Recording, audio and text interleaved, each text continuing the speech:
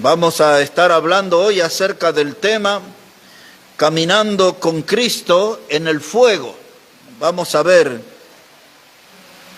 de qué se trata nuestro tema, Caminando con Cristo en el fuego de la prueba. Si ya tiene ahí la palabra, hermanos, dice Primera de Pedro 4, verso 12, dice: Amado, no os sorprendáis del fuego de prueba que os ha sobrevenido, como si alguna cosa extraña os aconteciese, sino gozaos por cuanto sois participantes de los padecimientos de Cristo, para que también en la revelación de su gloria os gocéis con gran alegría. Si sois vituperados por el nombre de Cristo, sois bienaventurados, porque el glorioso Espíritu de Dios reposa sobre vosotros. Ciertamente de parte de ellos Él es blasfemado, pero por vosotros es glorificado. Entonces allí, hermanos, en el versículo 12, ahí está el título de nuestro mensaje. Nos habla allí, hermano, acerca del fuego de la prueba, caminando con Cristo en el fuego de la prueba. Lo primero que necesitamos aclarar, este no es un fuego, hermano, que destruye, este no es un fuego de juicio, este no es un fuego consumidor. Por el contrario, este fuego de la prueba nos habla a nosotros de un fuego purificador. Nos habla de un fuego, hermano, que la vida, como se somete la plata y el oro del fuego de nuestras pruebas. En la vida llegan todas clases de pruebas. La mayoría de ellas llegan en forma inesperada, el modo que no pensamos, que no imaginamos. A veces las pruebas no vienen de a una, a veces aparecen como lluvia, como tormentas, y de un momento a otro nos encontramos envueltos, atrapados en un remolino de problemas. Y no sabemos cómo empezó y no sabemos cómo pasó. Entonces Pedro dice: no quiero que estén sorprendidos por el fuego de diversas pruebas. No es una sola, son muchas. Y van a aparecerse, se van a cruzar en nuestro camino, en nuestra vida, más de una vez. Y la Biblia nos exhorta a tener una actitud frente a esas pruebas. Ustedes recuerdan cuando en Santiago capítulo 1 y versículo 2, él dice: tened por sumo gozo cuando os halléis. ¿En cuántas pruebas dice? Diversas, cantidad, de todo tipo. Pruebas económicas, pruebas espirituales, pruebas morales, pruebas familiares, pruebas sociales, diversa cantidad de pruebas. Y entonces Santiago dice que frente a eso nuestra actitud debe ser tener por sumo gozo. Y uno dice: pero yo no soy masoquista, a mí no me gusta sufrir, ¿cómo voy a tener gozo? Porque allí en esas pruebas que nos toca pasar hay encerrada una lección para nosotros. En esas pruebas hay una enseñanza que tenemos que descubrirla, que tenemos que aprenderla para poder crecer, para poder caminar con Jesús en medio del fuego de la prueba y para que nuestra fe salga fortalecida, purificada, más valiosa que el oro. Eso es lo que está hablando Pedro. ¿Por qué él habla este mensaje? Porque a los hermanos que él escribió estaban en el exilio, eran expatriados. Estaban lejos de la frontera de su país, estaban en lugares lejanos, quizás un idioma diferente al de ellos, una cultura diferente, una manera de alimentarse, de vestirse diferente. Ellos estaban siendo perseguidos por su fe y él le estaba animando a que en medio de las pruebas aprendan la lección para salir con una fe más fortalecida y más purificada. Ahora Santiago, lo que mencioné, dice: tened por sumo gozo. Y esa palabra es muy curiosa, la palabra tened por sumo gozo, porque esa palabra tened es un término comercial que se usaba en el mundo de los negocios y es la palabra que nosotros traducimos en nuestra lengua como evaluar. Tened por sumo gozo evaluad el gozo, miren el precio, miren el valor que tiene. La prueba nos puede dar una lección que nos va a enriquecer. La prueba nos puede dar a nosotros, hermanos, a la hora de sacar cuenta, una suma en nuestra fe. Padecemos la prueba, sufrimos, nos desorientamos. Cuando estamos en una prueba, estamos en tiempos de confusión. No sabemos para dónde ir, no sabemos por dónde disparar, no encontramos la puerta de salida. Y algunas de las pruebas que llegan a nuestra vida son duraderas, no es cuestión de minutos o de horas. A veces se instalan por tanto tiempo que uno sospecha si esa prueba no se va a quedar a convivir toda la vida con nosotros, ¿no? Entonces tengo que tener una buena actitud y enfrentar la prueba con gozo. Jesús nos advirtió, hermanos, con estas palabras: en el mundo tendréis aflicción, dijo él, pero confiad, yo he vencido al mundo. Eso es Evangelio de Juan, ¿no? Capítulo 16, verso 33. En el mundo tendréis aflicción. Ya estamos advertidos, hermano, que esas cosas llegan, que esas cosas pasan en nuestra vida. Las aflicciones, hermano, se nos vuelven un trago amargo, difícil de digerir. Hay pruebas que son así, son como un trago amargo, difícil de digerir. Nos cuesta aceptar por qué pasamos por esas cosas. Y hermanos, cuando miramos en la Biblia, nosotros miramos personas como José, ¿se acuerdan? El menor de los hijos de Jacob, aquel que fue abandonado por sus hermanos en una cisterna y después fue vendido como esclavo. Y después cuando llega a Egipto y consigue trabajo porque lo compra Potifar, que era uno de los generales del faraón. A ese hombre sirvió en toda la casa del faraón, pero su mujer, la mujer de Potifar, mintió y lo acusó de un intento de violación, y José terminó en la cárcel.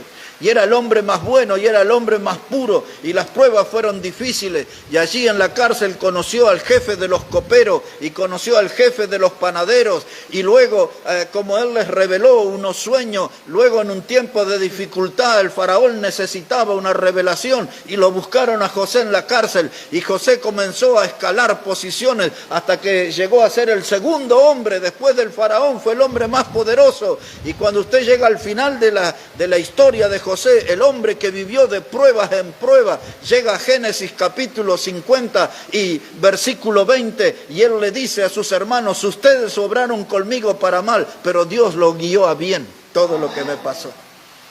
¿Qué es lo que estaba diciendo él? Que pasó por el fuego de la prueba, pero aprendió la lección.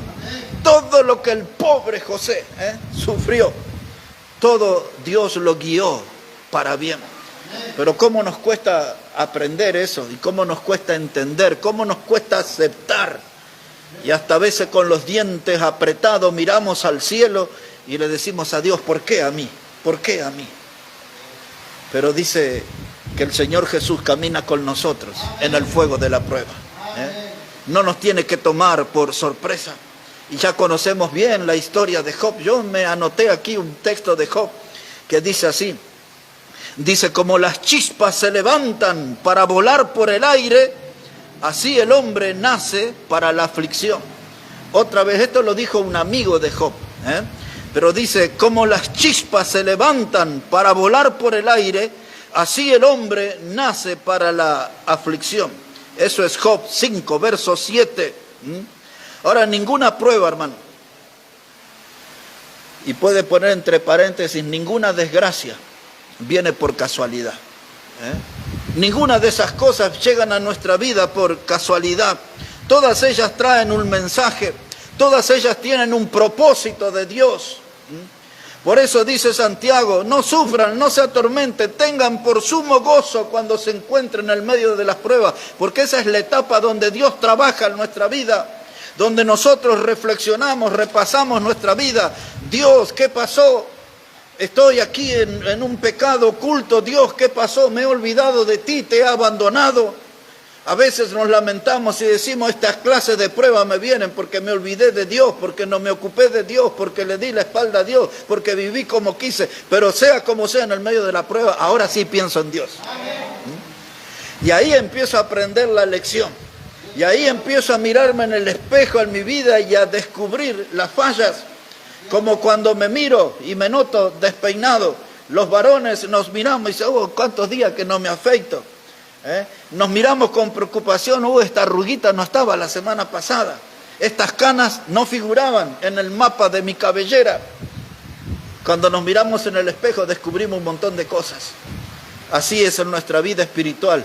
Cuando estamos en el medio de las pruebas entramos a mirar con más atención qué cosas hemos hecho. Y empezamos a ver cuánto le hemos fallado a Dios, cuántas decisiones equivocadas hemos tomado. Y ahora no puedo yo lastimarme, tengo que tomar por sumo gozo. Estoy en diversas pruebas, hay una lección para mí. Voy a escarbar en las pruebas. ¿Cuál es la lección? ¿Por qué? Porque si aprendo la lección, mi fe va a ser más valiosa que el oro. Si aprendo la lección, voy a aprender a conocer a Dios mejor todavía. Porque antes lo tenía Dios a la distancia, como decía Job, de oídas te había oído, pero ahora mis ojos te ven. Cuando Job vio que Dios lo sacó de la prueba, dice, pero ahora mis ojos te ven. A veces somos religiosos, miramos la Biblia un poquito, venimos a la iglesia a algunas reuniones, hablamos alguito de Dios por ahí, hacemos un comentario de Dios, pero somos como Job, de oídas, todo de oídas te había oído. Pero cuando estamos en la prueba, ahí sí lo podemos ver a Dios como el poderoso gigante que hablaba Jeremías. Porque Jeremías lo vio a Dios como poderoso gigante en medio de la prueba.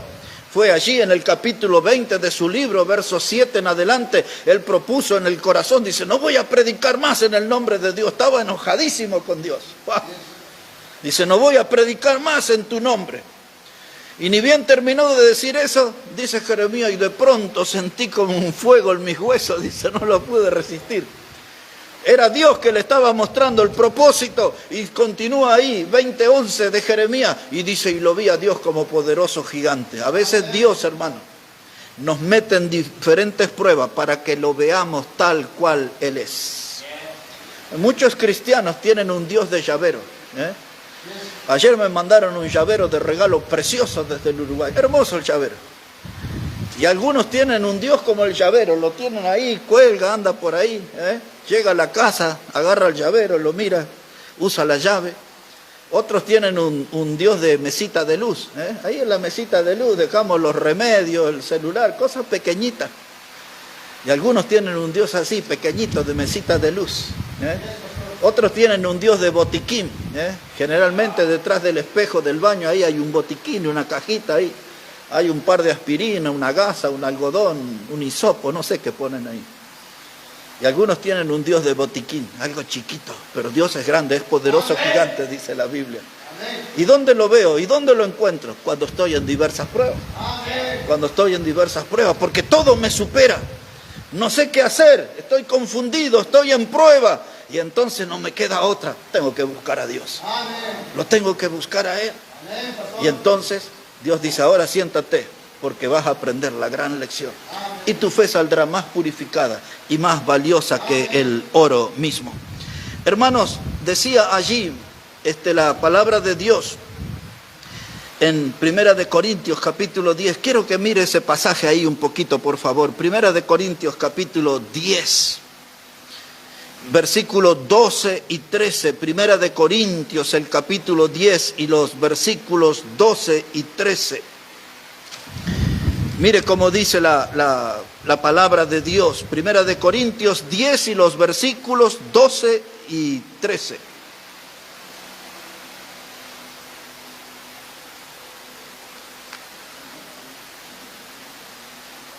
Dice la palabra, así que el que piensa estar firme, mire que no caiga.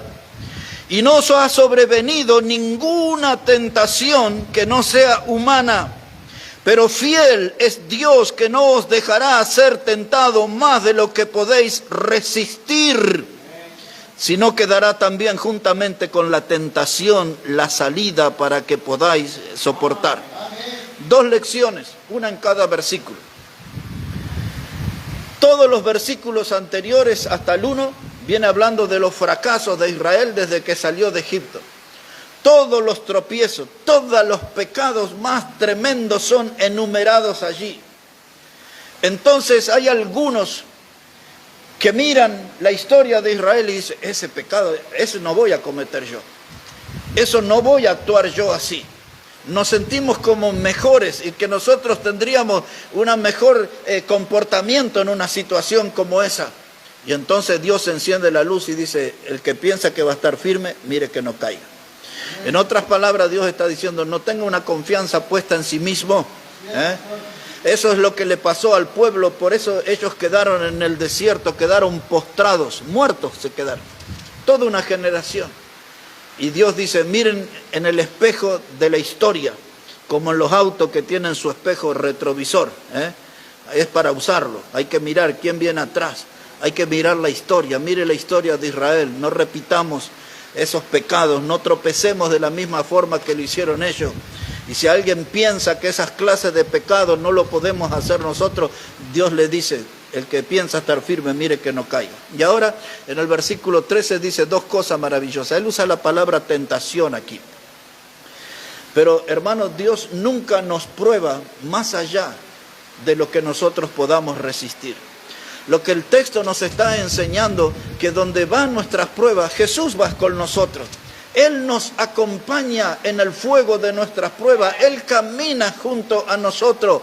Dios nunca, hermano, nos va a probar más allá de lo que podamos resistir. Y ahora termina con una expresión de esperanza. El versículo 13 dice, porque Dios dará la salida.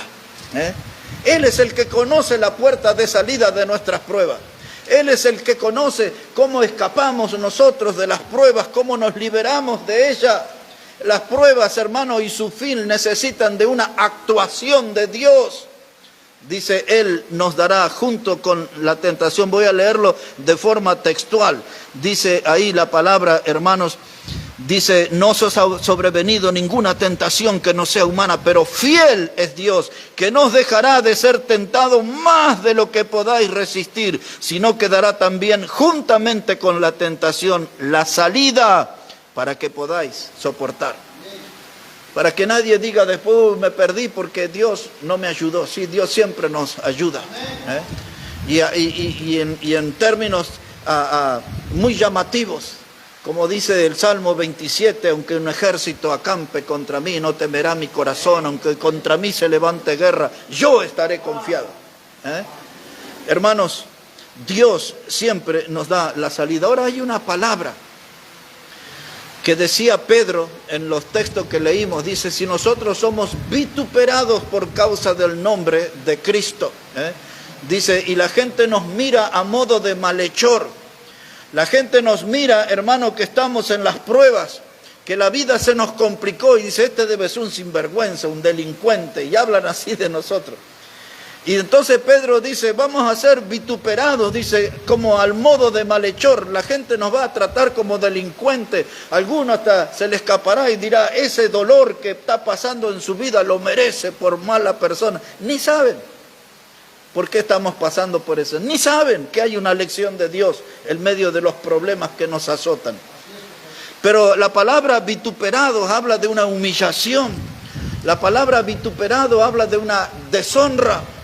Y muchas veces nosotros, hermanos, vamos a ser humillados, deshonrados. La palabra vituperio también significa ofensa. ¿No fue acaso las palabras que usó la mujer de Job cuando le dijo, ¿por qué no maldices a Dios y te mueres? Quiso lastimar la fe de Job. Quiso ofender la fe de Job.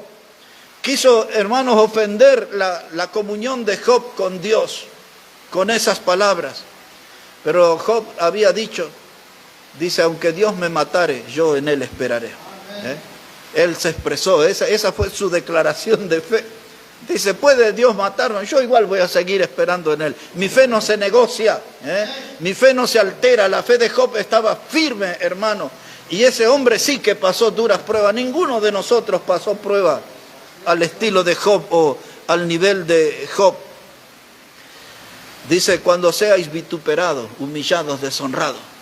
Y un día el hombre le dice a la esposa, quizás un hombre incrédulo, le dice a su esposa creyente, desde este domingo, querida, no va más a la iglesia.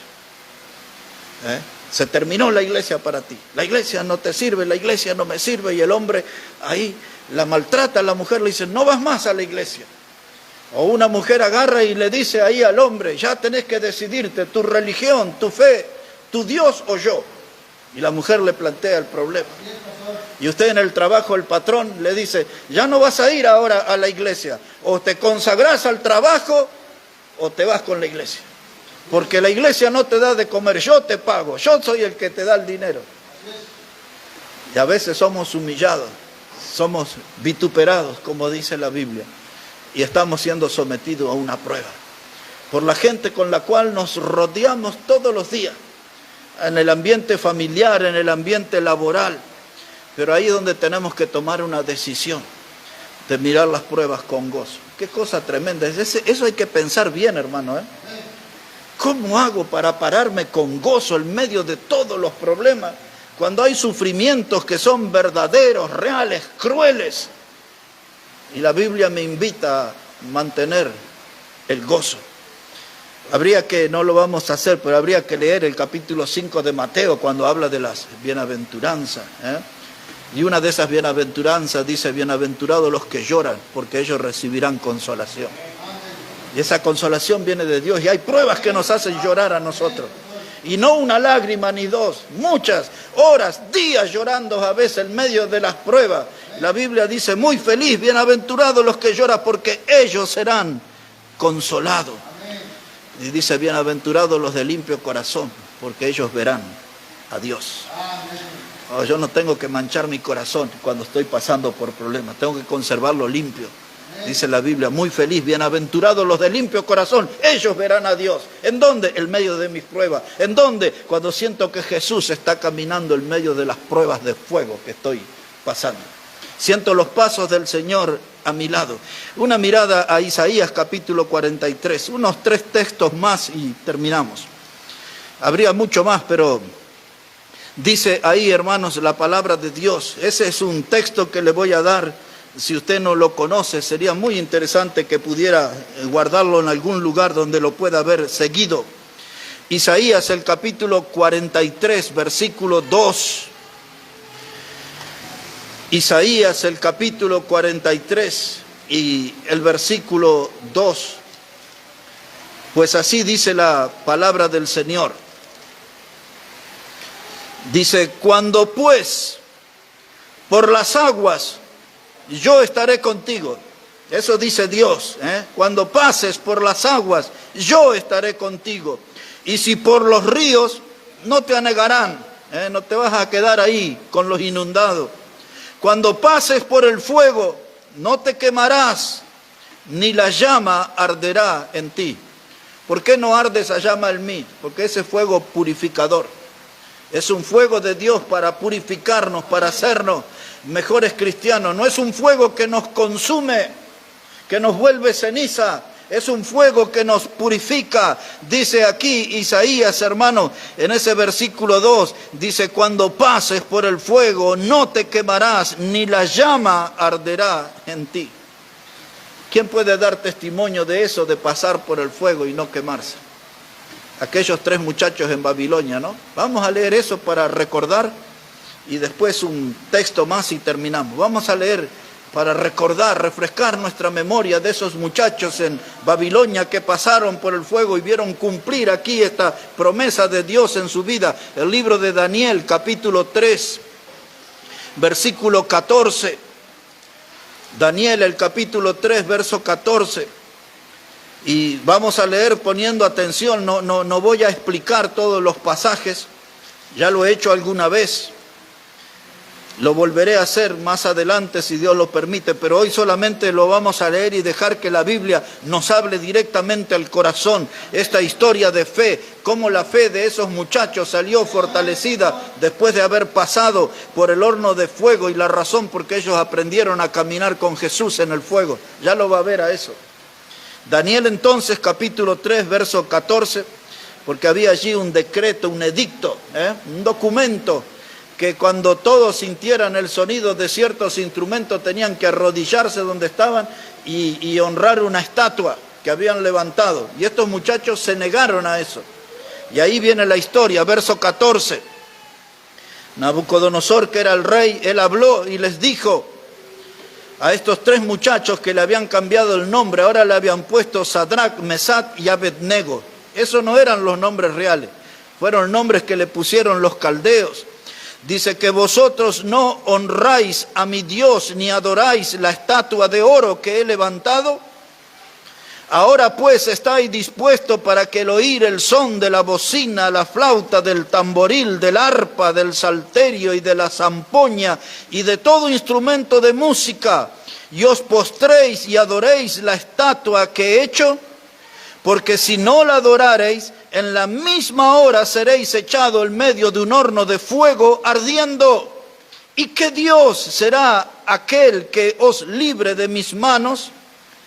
Sadrac, Mesach y Abednego respondieron al rey Nabucodonosor diciendo: no es necesario que te respondamos sobre este asunto.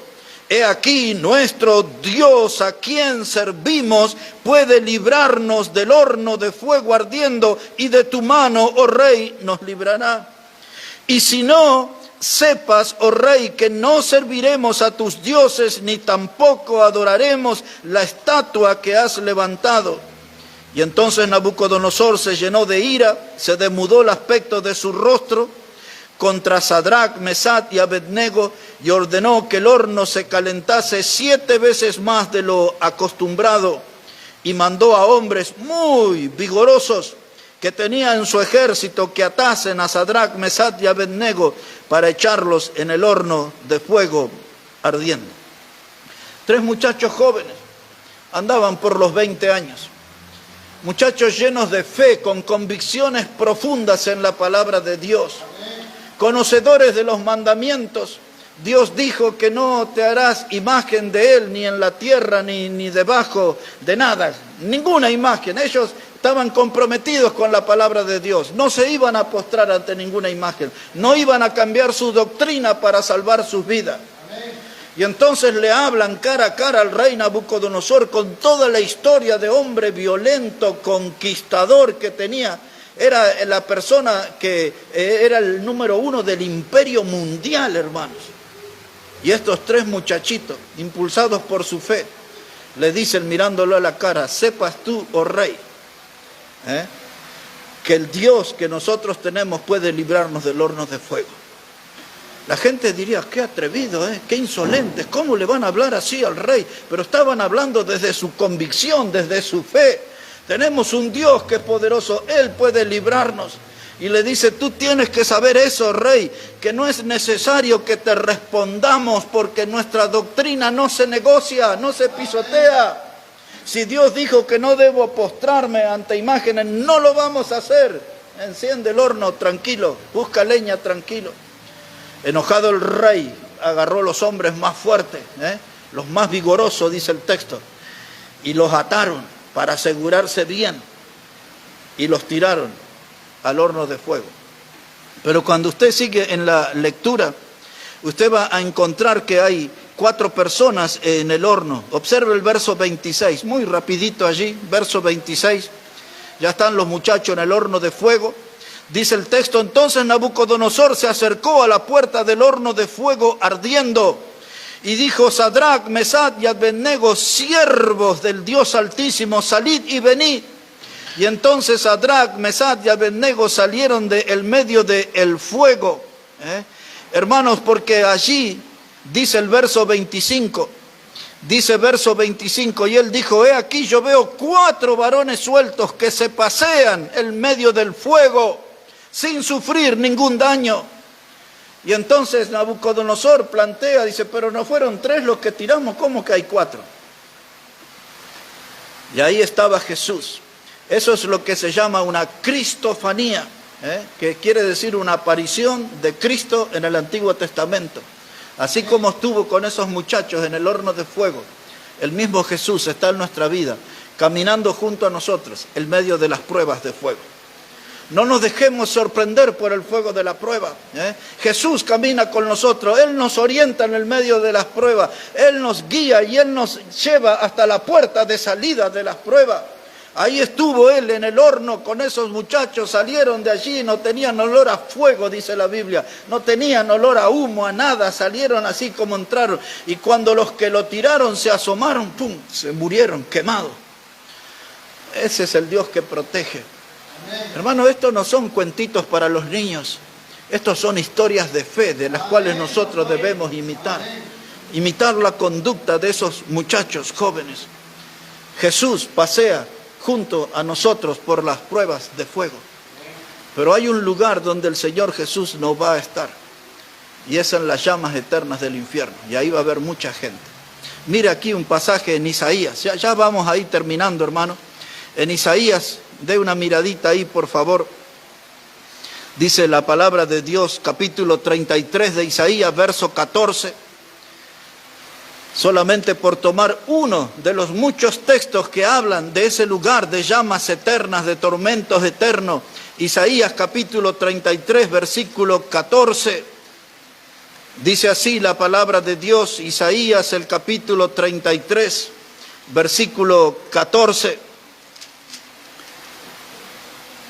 Dice la palabra: los pecadores se asombraron en Sión, espanto sobrecogió a los hipócritas. ¿Quién de nosotros morará con el fuego consumidor? ¿Quién de nosotros habitará con las llamas eternas? Yo quería insistir en esa diferencia. El fuego de la prueba que habla Pedro no es un fuego consumidor, destructor, que reduce toda ceniza. El fuego que habla Pedro es un fuego purificador, para purificar nuestra fe, para alentar nuestra fe. Pero la Biblia también habla de otra clase de fuego y que es eterno, llamas eternas. Y aquí Isaías mismo lo presenta en ese término: ¿quién de nosotros habitará con llamas eternas? El mundo pecador tiene que saber que hay un lugar que tiene llamas y que son eternas. Es como una cárcel de fuego, como prisiones de fuego. Nadie podrá salir de ese lugar, nadie podrá escapar de ese lugar. Es el lugar del cual Jesús le llamó el infierno, y Jesús dijo: es el lugar donde el gusano nunca muere y el fuego nunca se apaga, dice Jesús. Todo el capítulo 9 de Marcos, del verso 41 en adelante, una vez y otra vez Jesús repite esa frase: es el lugar donde el gusano nunca muere y el fuego nunca se apaga. Es el mismo lugar que habla Isaías, las llamas eternas. Así que el fuego de nuestras pruebas, aprovechémoslo para aprender lecciones de Dios. No van a ser sin sufrimiento. La Biblia dice en el libro de Hechos que después de muchas tribulaciones entraremos en el reino de Dios. Es decir, que nuestra llegada al cielo, hermano, no será sin problema. Habrá muchas luchas, habrá duras batallas en el camino. Pero Jesús camina con nosotros en el fuego de la prueba. Pero aquí en estas llamas eternas, esta es una alerta para los pecadores no arrepentidos, para los que no conocen a Cristo. Porque estas llamas son diferentes, estas llamas son de tormento, estas llamas son de sufrimiento. El rico en el Evangelio de Lucas 16, del verso 19 al 31, explicó en detalle cómo era ese lugar, y él en su propia carne estaba padeciendo el tormento de esas llamas. Lugar de tormento, el lugar de la separación eterna de Dios. Frente a ese lugar, dice la carta de Judas, en el versículo 23, dice la Biblia, dice: de algunos tened misericordia, y dice: y rescatadlo del fuego. Una vez que se caigan en la llama del infierno no vamos a poder rescatar a nadie. Pero ya hay mucha gente a nuestro alrededor sintiendo el calor de las llamas del infierno. A eso tenemos que rescatarlo, que no se caigan. Porque si caen en las prisiones eternas ya nadie podrá hacer nada por ellos. Por eso esa es la voz para nosotros, para anunciar el mensaje del Evangelio, y que nadie vaya a esas llamas eternas. El fuego de la prueba, hermanos, debe fortalecernos, debe enriquecernos, debe purificar nuestra fe. No nos estemos allí quejando con Dios en las pruebas, sino más bien busquémoslos a Dios y aprendamos la lección, y podemos también nosotros andar en esa senda victoriosa que anduvo José, que anduvo Job, de los que hemos mencionado en esta noche. Vamos a orar al Señor. Padre, gracias te damos en esta hora por tu palabra. Gracias por cada alma aquí en este lugar. Y oramos, Padre, para que tu palabra nos ayude y nos fortalezca. Y seguramente algunos de nosotros estamos pasando por una u otra clase de prueba, quizás diversas pruebas, como dice tu palabra. Y necesitamos de tu ayuda, de sentir tu mano, de sentir la presencia, los pasos del Señor Jesús, mientras vamos caminando en las llamas de fuego, de prueba sobre nuestra vida. Y oramos, Padre, para que tú derrames misericordia sobre aquellos pecadores que aún no te reconocen como el Salvador, para que ellos no lleguen a las otras llamas, al fuego consumidor, al tormento eterno, y que nosotros podamos hacer un trabajo de predicación para alertar, para advertir y para guiar al pecador a un encuentro con Cristo, y que Él sea el Salvador de su vida. Bendice tu palabra, Dios. Bendice cada vida aquí en este lugar, los que nos ven, los que nos escuchan desde lejos, que tu palabra no vuelva vacía, haga una obra en ellos. Oramos en el precioso nombre del Señor Jesucristo. Amén y amén, hermanos. Amén. Que Dios, hermanos, bendiga su palabra en esta hora. Voy a pedir, hermano Josué,